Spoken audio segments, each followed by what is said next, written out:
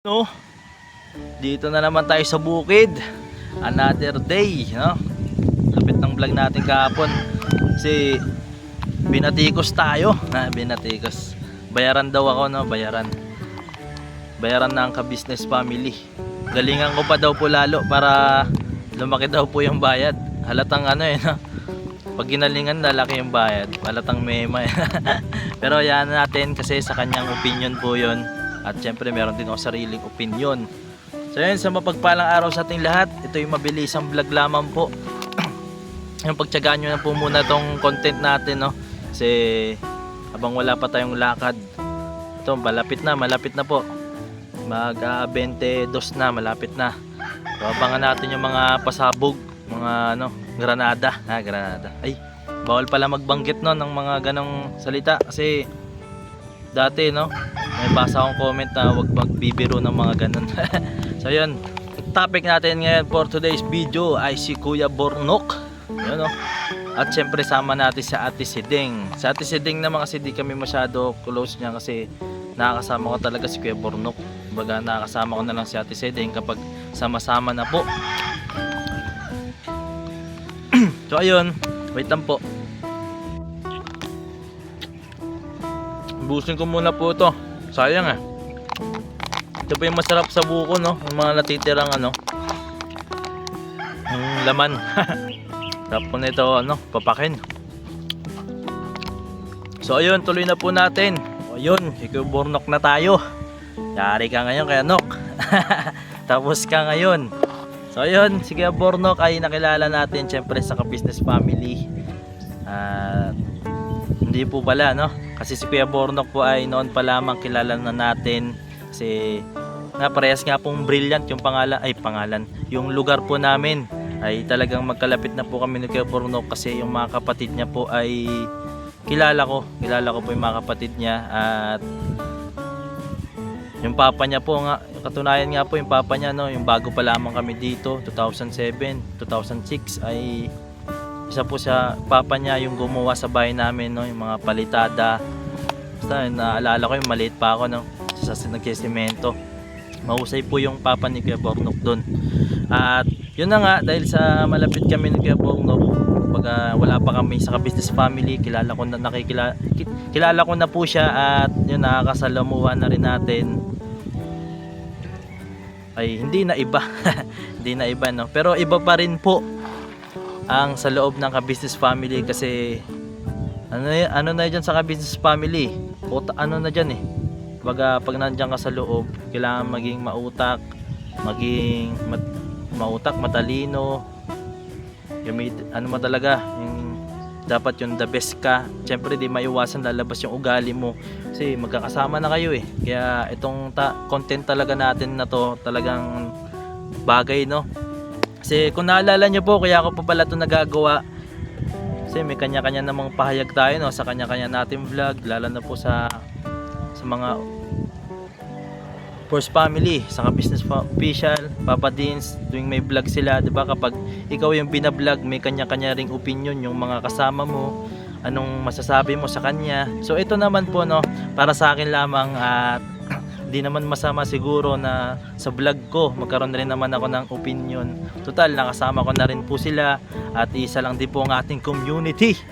Yun yun, so ayun, si Kuya Bornok ay isang malupit na tatay.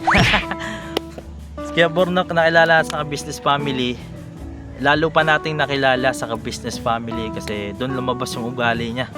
Kuya Nok, may ugali ka pala, Kuya Nok, Hindi, sabihin natin yung totoo. Si Kuya Bornok nung una pa lamang ay talaga, siya yung unang sumusubok sa amin. Sa aming tatlong kasag. Sama na si Dudong, wala pa po si Dudong noon. May share ko lang kasi si Kuya Bornok, siya talaga yung nakakasama namin kaya talaga maikilala po talaga namin kasi Papa Dins team, kasama si Kuya Bornok dyan. Kaming mga kasag noon. Ang totoo niyan, isa si Kuya Bornok dati na sa nag-down, isa sa nag-down sa atin na muntik na tayo agad na parang hindi pa tayo nagsisimula, parang ayoko na. No, isa ako sa napanghinaan noon dahil kay Kuya Bornok. Ayan, masasabihin ko na ng totoo, no. So yun, isa si Kuya Bornok kung bakit tayo napanghinaan din noon. Yan, may sabihin ko po yung totoo, no. Kasi nagsisimula pa lamang po kami nila Kasag, EG, Tangkad, Cyclops ay syempre di maiwasan sa mga vlog kung ano masasabi ng isang kuyang kagwang. Kumbaga si Kuya Bornok ay sinasabi talaga yung, di ba, yung kung maalala nyo po kung bakit di pa miyembro si Tangkad, di pa miyembro ng ka-business ay isa kami nag-comment nila Cyclops, nila Kuya Bornok kung ano yung kakulangan kung bakit di pa ka-business family si Kuya Tangkad, ay si Tangkad. Siyempre, di maiwasan binabanggit talaga ni Kuya Bornok yung mga pagkakamali niya. Kumbaga para sa akin kasi isa yun sa nakakapang down, no. Siyempre hindi lang naman sa akin na i-share ko rin yung kay Tangkad. Kasi sa akin din naman parang ano rin, hindi ko lang matandaan pero isa ako sa napanghihinaan noon na imbis na pataas, no. Baga sinasabi niya de, okay lang naman yun kasi yun naman yung totoo, pero iba pa rin kasi yung professional na sasabihan kanya off cam na kailangan mo tong iwasan. Kasi para sa akin pag nasira ka sa social media, no, mahirap ng ano eh, baga tatatak sa tao yan.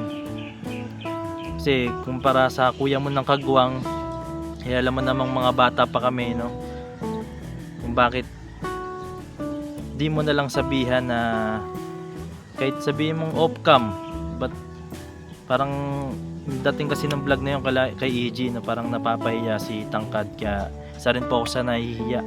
At kung mapapanood yung mga comment namin doon, ako lang yung nag-iisang naging positive na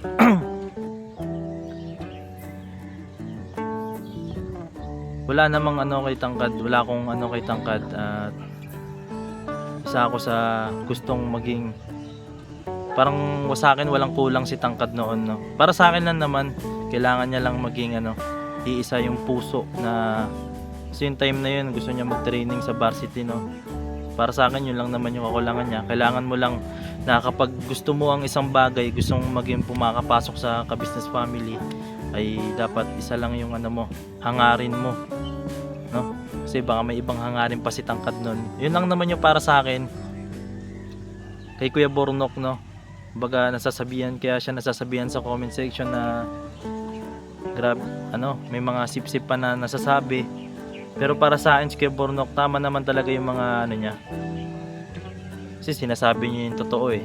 Kaya natural lang talaga, pero kung iisipin mo ng mabuti, no, dapat kapag gusto mo ang ano, mag-improve yung tao, mag-improve yung makakasama mo, ay syempre dapat maging wais din, no. Isipin mo yung mararamdaman ng makakasama mo. Syempre isa tayo ng layunin, huwag magsiraan sa camera, sa vlog. Yun lang naman yung ano kay Kuya Bornok. Pero sasabihin ko, kagaya ng Kuya Bay, kung walang basbas, no, ni Kuya ka-business, kung hindi naturuan, hindi mo rin alam kung saan mapupuntahan patungo ang isang Kuya Bornok. Kasi totoo talagang na laking improve na ni Kuya Bornok. Ito hindi ko naman sinasabi para sa akin, kasi kahit ako naman galing rin, hindi pa naman ako masyado nag-improve. Pero si Kuya Bornok talaga ay napakalaki ng pagbabago ng pakikisama niya.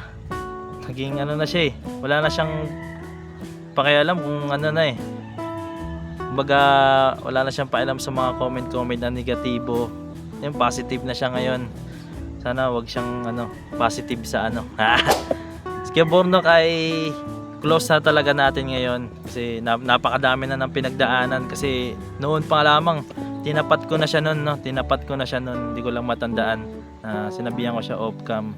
Diyan, naluluha pa nga ako noon eh. Pero yun nga, dahil doon napakalaking pagbabago. At kung walang basbas ni Kuya ka-business noon, kung walang kabasbas ngayon ni Kuya ka-business, walang nagtuturo, walang nagpapayo. Kasi si Kuya Bornok ay isa ring sa ano eh, so, tatay na po siya. Kumbaga grabe magalit sa kanyang mga anak, magdisiplina. At kay Ate Siding parang lagi siyang nagagalit, no. Pero napansin ko hanggang ngayon, no, overall si Kuya Bornok ay talagang ano na, o baka dahil nasa ka-business family lang. Hindi, bira lang po. Si Kuya Bornok talaga maaasahan sa ka-business family. Napakagaling sa lahat ng bagay, magpatawa. Kung bakit ko nasabi magaling talaga si Kuya Bornok, kasi yung pamilya niya kilala ko na rin, no. Halos lahat ng mga kapatid niya joker din. Si Kuya Bornok talaga yung pinaka naiiba, kasi sa mukha pa lang matatawa ka na. Talagang kakaiba yan si Kuya Bornok, kaya believe ako dyan. Yun nga lang, yung nagkataon lang noon pa naman yun. Kumbaga may kanya-kanya naman talaga tayong ugali, pero pag natututo tayo, no, sabi nga ng ni Ji Yoong, hindi ka matututo sa yung pagkakamali kung kumbaga, paano, nakalimutan ko na basta di ka matututo sa yung pagkakamali kung di mo nauulitin yung mga pagkakamali mo, no? Dapat natututo tayo sa lahat ng bagay, at sa ako humahangas kay Kuya Bornok, talagang maaasahan sa business family. Iba-ibang talento ng mga kuya kong kagwang. At yun, saludo kay Kuya Bornok at kay Ate Siding na nananatili sa business family. Si Ate Siding ay yun, pagpunta ko sa business family, napaka sinop at napakasipag, no? Kasi nandun na sila sa loob ng business family, doon na sila nakatira. Yun lang yung ko po, pananaw ko sa kanila. At si Kuya Bornok talaga, paulit-ulit na lang. Si Kuya Bornok, basta sa akin, si Kuya Bornok ay the best. Kasi noon pa naman naasahan ko na si Kuya Bornok na may ano lang talaga, dumaan lang talaga kami sa lowest, pero di mo masusukat. Di ba nga sabi ni Kuya ka-business na kapag nagkaroon kayo ng ganduan, pag nagkaayos kayo, talaga ang na solid na at buo. At isa si Kuya Bornok doon na masabi kong lapat na at aral. Lapat at aral. Yan. Salamat po sa paikinig ninyo sa aking opinion. Siyempre kayo rin po, may kanya-kanya po kayong opinion, no?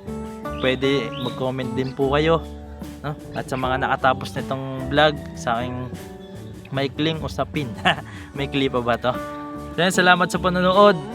Alright, takid sa next vlog.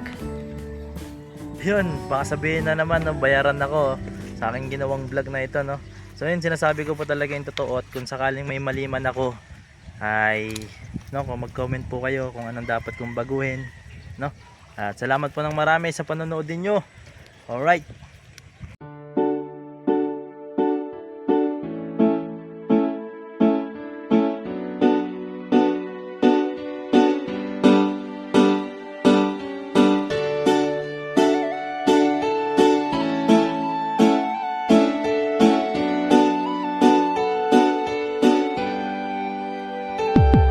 Papa Dins, ikaw ang aming dapat na tularan. Papa Dins, ikaw ang matatag na minsan di ka talagang maaasahan. Maging ang payo mo, patunay lang. Papa Dins, ikaw ang idol ko. Papa Dins, dapat ka sa iyong mga natulungan. Papa Dins, ikaw ang aming dapat na tularan. Talagang maaasahan. Maging ang payo mo, patunay lang. Papa Dins, ikaw ang idol ko. Gusto ko lang pasalamatan mga kagaya mo. Ikaw ang dapat na tularan at iniidolo ng karamihan sa tunay na buhay na ito. Salamat sa iyo, Papa Dins. Ikaw ang idol ko, ang dami mo nang natulungan, at yun ay may katibayan. Aking napapanood, mga nahihirapan sa buhay, ay tunay na iyong sinasagip nang hindi nanghihingi ng anuman ang kapalit. Marami ka ng pinag-aral, binigyan mo ng gabay, at ang hangarin lamang sila ay magtagumpay upang ang mga pangarap kanilang mabot kamay. Dito ka nagsimula at ito ang ginawang tulay. Kung anong meron ka ngayon, Pops, deserve mo yan. At ang aming hiling, ikaw ay mag number one. Ikaw ang tunay na bida ng istoryang to. Sana dumami pa ang mga kagaya mo. Papa Dins, ikaw ang aming dapat na tularan. Papa Dins, ikaw ang matatag na minsan di ka talagang maaasahan. Maging ang payo mo, patunay lang. Papa Dins, ikaw ang idol ko. Papa Dins, dapat ka sa iyong mga natulungan. Papa Dins, ikaw ang aming dapat na tularan. Talagang maaasahan. Maging ang payo mo, patunay lang. Papa Dins, ikaw ang idol ko. Mabuting hangarin, minana sa magulang, ang iyong layunin nating kapwa matulungan. Mga ilalim ay iyong inaangat. Kahit na ang daladalang pasan ay mabigat, hindi sapat sa iyo ang tulong na ganun na lang. Patuloy mo pa silang pinabalik-balikan, kaya marapat lang ikaw ay aming dapat kahangaan. Patunay na hindi mo sila pinapabayaan. Marami pa sa iyo ang tao na nangangailangan. Alam ko ding hangad ko na sila ay matulungan. Patuloy ka pa sanang gumawa ng kabutihan, at Ama na ang bahalang sa iyo ang magsukli niya. At bago matapos itong sinulat ko, gusto ko lang pasalamatan mga kagaya mo. Ikaw ang tunay na bida ng istoryang to. Patunay lang Papa Dins, ikaw ang idol ko. Papa Dins, ikaw ang aming dapat na tularan. Papa Dins, ikaw ang matatag na minsan di ka talagang maaasahan. Maging ang payo mo, patunay lang Papa Dins, ikaw ang idol ko. Papa Dins, dapat ka sa yumangan at tulungan. Papa Dins, ikaw ang aming dapat na tularan, talagang maaasahan.